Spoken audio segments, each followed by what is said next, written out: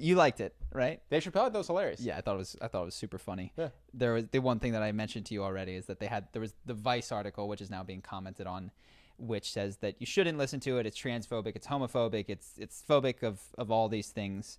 But the more interesting thing is it doesn't make any reference or claim to if it was funny or not.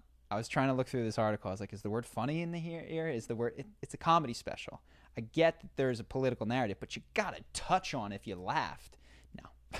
No, This has nothing to do with it. Everything needs to be viewed through this lens of oppressor, oppressed, and that's it. Not, of course, according to everybody, but according to perhaps a small minority of people. Yeah. I will say actually, because I'm not in that community, I don't even remember what parts of it would have been triggering. Like, I remember he said if LeBron played in the WNBA, he'd score 840 I remember points a part. But does anyone fight that? Like, that seems pretty. The Michael Jackson thing is upsetting. That's what I thought. That was the one part where I was like, wow. Yeah.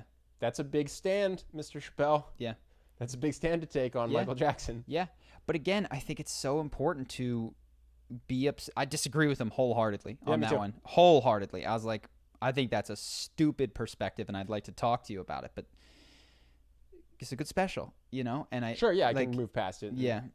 So that was my thoughts on that. Yeah. That was the one part where I was watching. I was like, okay. Yeah. But you know what? He's interesting. He's got a great way, and I think there's a comedic genius here of starting with this political thing and then faking you out with the punchline and going at something that almost everyone can laugh at. Because while he did, you know, I don't think Michael Jackson did it. His callback punchline was, if you're not careful, Michael Jackson's gonna, you know, like, he kept then implying that Michael Jackson did do it. Yeah. You know, which is, he has a very clever way of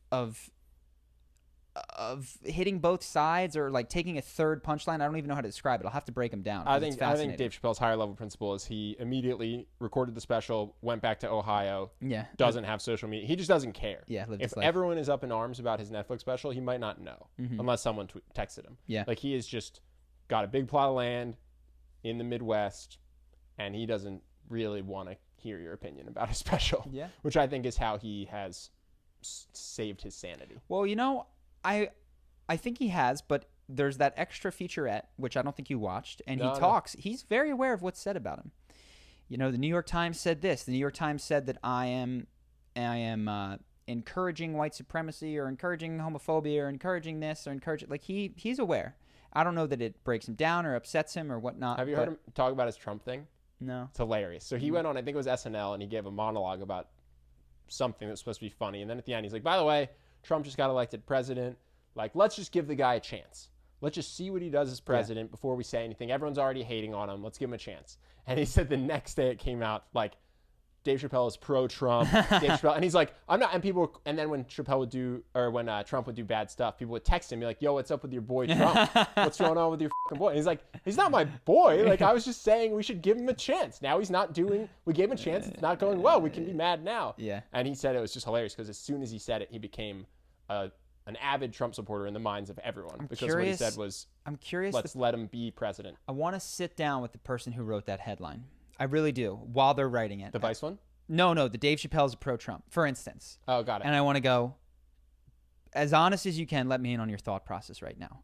Do you know that you're straw manning him? Are you aware, or do you see this? Is this an error? Not an error, because perception is perception. Is this the way you're perceiving the situation? Or are you thinking, this will get me more clicks? Yeah. I want to know at which point the spin occurs. Because whoever's reading it thinks that's then he said he had friends texting him. Yeah. What's up with your boy? He's like, I didn't vote for him. I was just saying, don't hate him yet. Now you can hate him. It was hilarious.